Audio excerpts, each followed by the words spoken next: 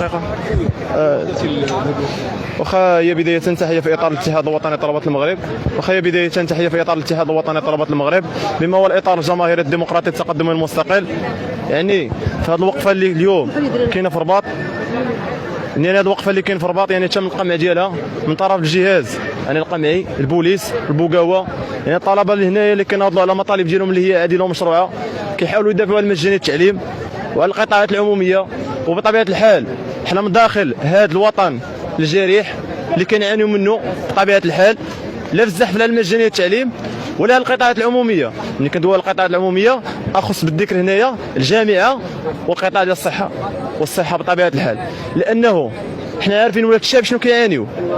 واللي اليوم انا كمناضل من الاتحاد الوطني لطلبة المغرب موقع قنيطرة جايين هنايا باساس تسديد الموقف ديالنا من القانون 59/24، لان الهدف ديال هذا القانون هو ضرب في الجامعه العموميه في المجانيه التعليم والديمقراطيه ديالها والاستقلاليه ديالها. بطبيعه الحال حنا حاليا متواجدين في العاصمه ديال المغرب. وتحيه مجددا، كنعتذر يعني من جميع الصحافه. تم الاعتقال ديالو.